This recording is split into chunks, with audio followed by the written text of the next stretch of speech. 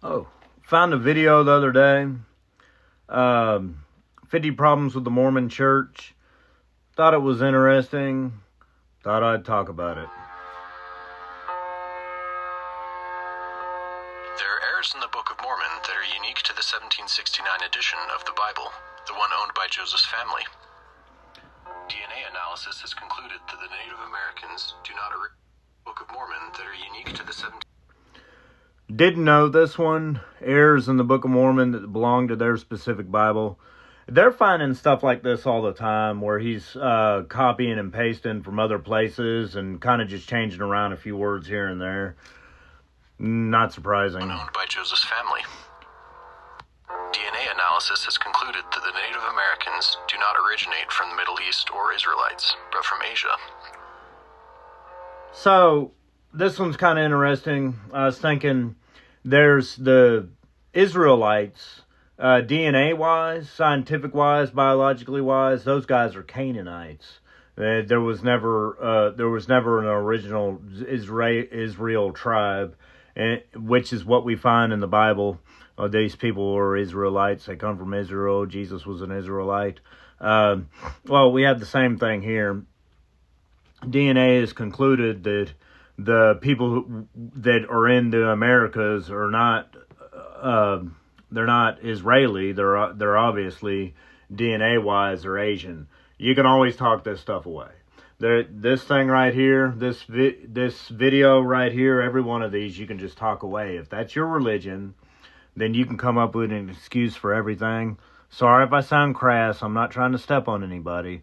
Same thing goes for me. I mean, I feel like I'm a Christian, but then, we do have the problem of the Canaanites being Israelites. There are things in the Book of Mormon that didn't exist during Book of Mormon times in the Americas. For example, horses, chariots, goats, elephants, wheat, and steel. So all this stuff was introduced by the Europeans. It's kind of crazy. I always think, with the Indian, I'm calling them the Indians, the Native Americans, I bet they hunted a lot of deer. There were deer here before the Europeans. And you know what's interesting that wasn't here? Hogs, pigs. Native Americans didn't eat that. The Europeans brought those over, and now they're wild around here.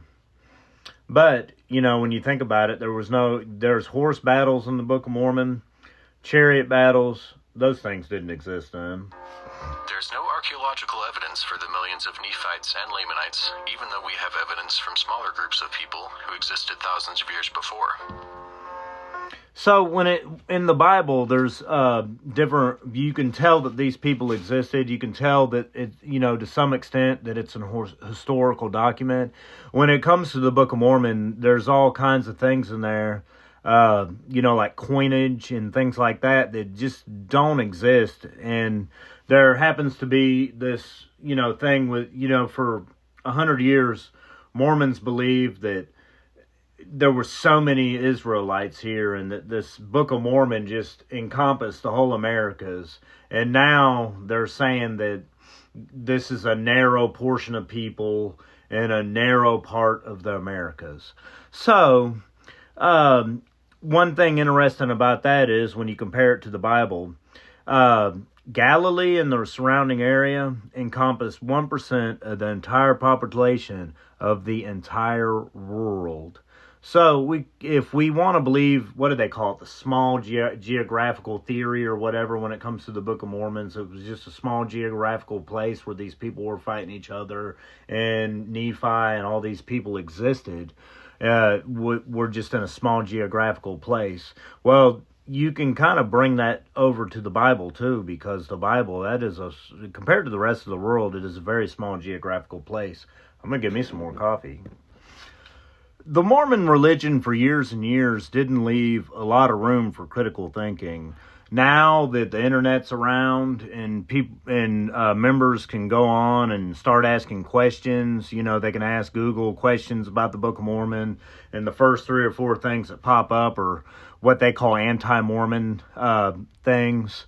And what happens is that, or what has happened is that the Mormon religion, the hierarchy of the Mormon religion, the people from the top have decided that they have to answer for these. And I think about 2014, they started a website called Gospel Topics where they talk about this stuff and they answer these questions. And that's where we kind of come up with it, where that now they're letting people come up with this small geographical theory. They're allowing people to come up with this stuff, or members to come up with this stuff in order to decide what's true and what's not true. Book of Mormon names and places are strikingly similar or identical to many local names and places of the region where Joseph Smith lived. Not surprising. The Book of Mormon is remarkably similar to View of the Hebrews, a book published in Joseph Smith's area in his time. It is also very similar to the first book of Napoleon, published in 1809, and The Late War, a textbook written in King James-style language for the New York State school children in Joseph's time.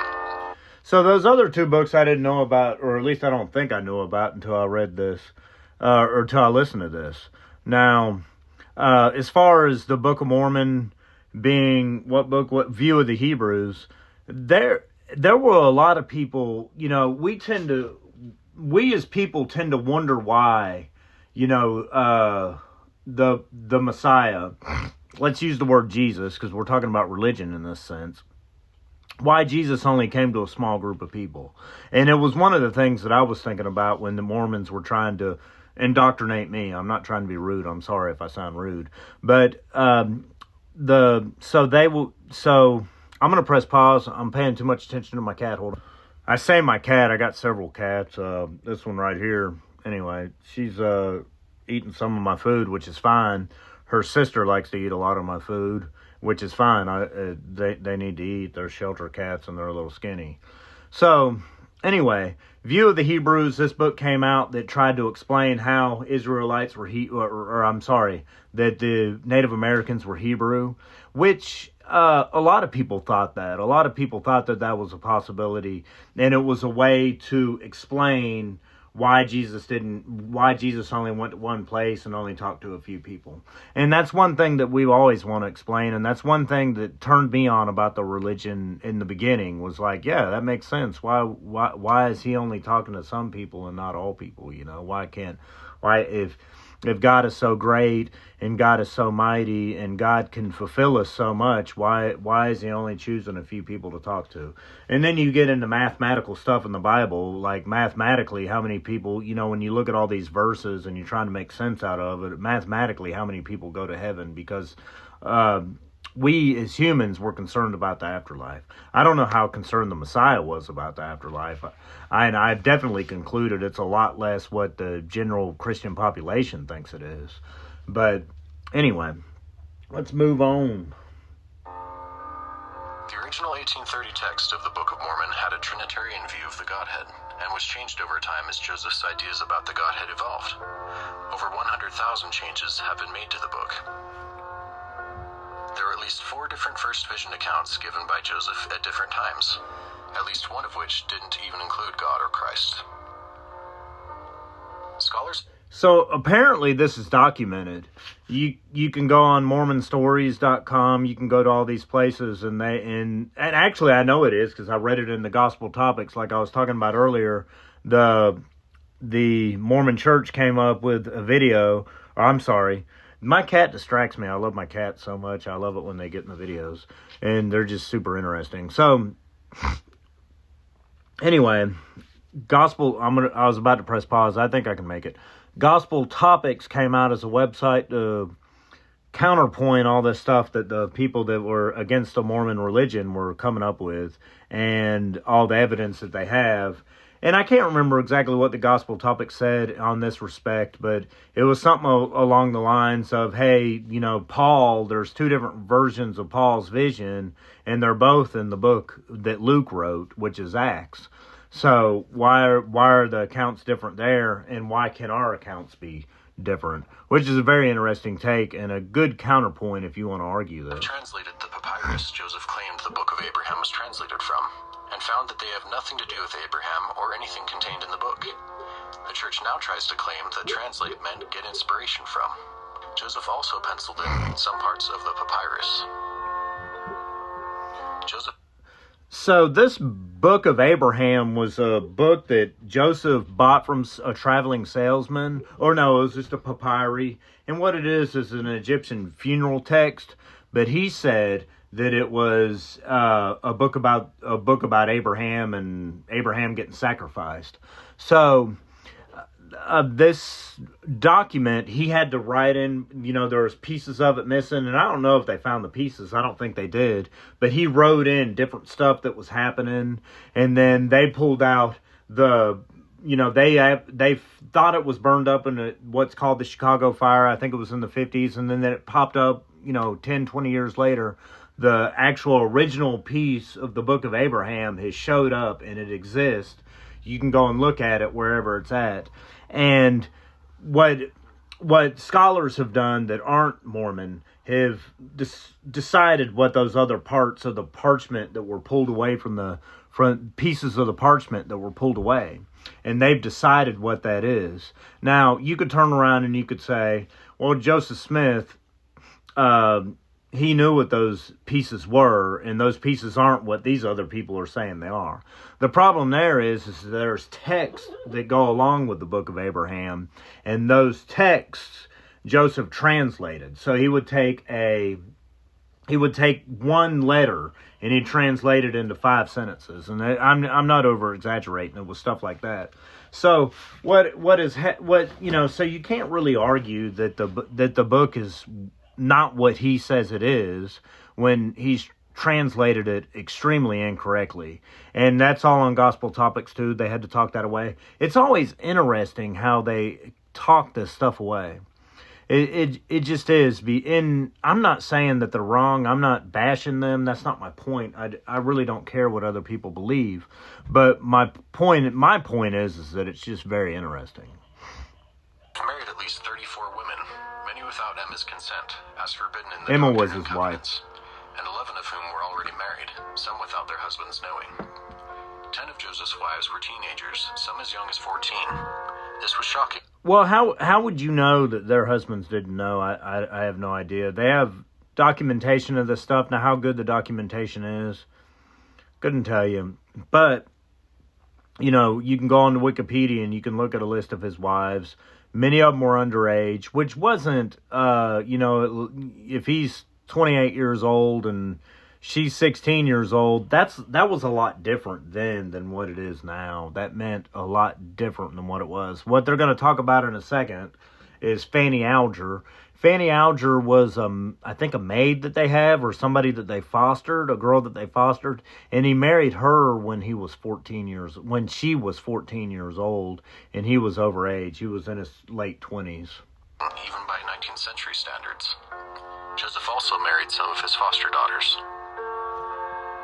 Joseph used a variety of methods to coerce women into marrying him, including promises of eternal life, threats of damnation, and even claiming that he himself was under the threat of an angel with a flame. Talking to Mormons, they say that, because they don't like to talk about polygamy, but when they do talk about it, they say that Joseph was told by God. He didn't want to do it, but he was told by God to do it. It was kind of like an order. And the idea is the idea of why they would do that from their perspective is to make the earth fruitful with other Mormons. And how can you do that when there's so very few Mormons? Well, you have 30 wives and 100 children, which is almost what Brigham Young did. Brigham Young had something like 30 or 40 wives and just had all kinds of children, and he has descendants all throughout of Utah. Sword. President Hinckley publicly said polygamy isn't doctrinal, despite teachings by numerous early church leaders, including Brigham Young, that it was essential for exaltation. Sad. The only scriptural justification for polygamy is to multiply and replenish the earth. So either Joseph was sleeping with his 14-year-old wives, or he wasn't adhering to the scriptural laws. Joseph married Fanny Alger years before he had the sealing power. Fanny Alger was 14 years old. Brigham Young taught Adam God theory at General Conference and as part of the Temple Endowment. So Brigham Young taught that Adam was God. Where he got that from, I have no idea. But he said that Adam was the only God that we deal with. So Adam was on par with God, Jesus, the Holy Spirit, this Trinitarian view, but he's on par with Jesus. He is God. And I think this has to do with when you're Mormon, and a lot of Mormons dispute this these days, but you die, you go to heaven. Well, heaven is your own planet. You own a planet just like Earth, and all the babies on that Earth that are born Mormon are actually if you're male, that's your wife's baby. If you're female, those are your babies. This doctrine is now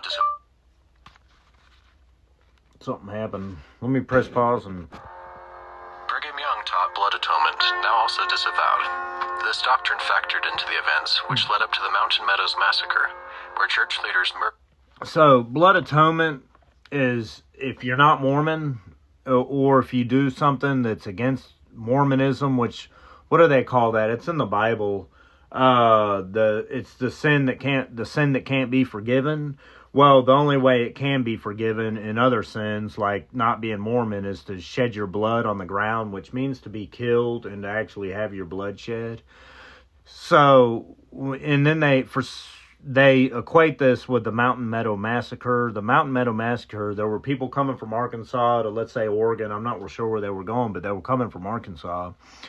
Traveling, trying to find a better place to live, and they were massacred. 100 of them were massacred by the Mormons there. And supposedly Brigham Young told them to do that, or told them that that was okay. I think that can be disputed. I don't think there's definitive evidence of that. But which would be nice, if you could definitely say, man, this guy, he seems like a pretty crap person to begin with.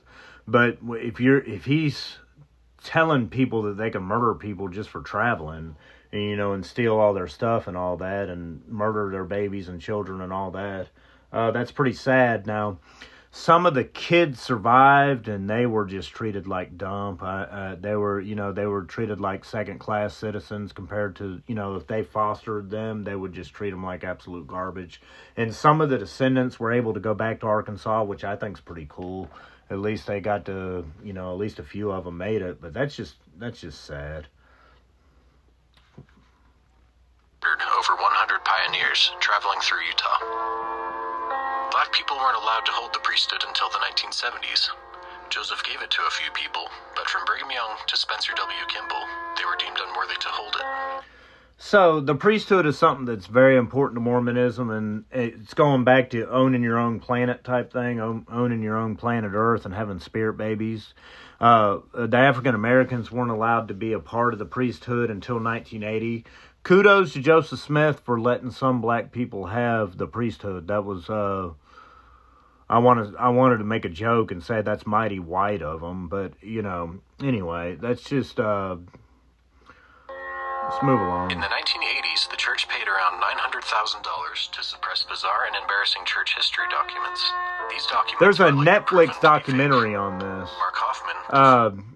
There's a Netflix documentary on this, but there was all these documents that were surfacing in the 80s, maybe late 70s to early 80s, that were supposedly historical documents that showed the history of the church, and then they turned out to be fake, and the Mormon church was trying to buy these up and squash it as they came along because they didn't want people to know about it.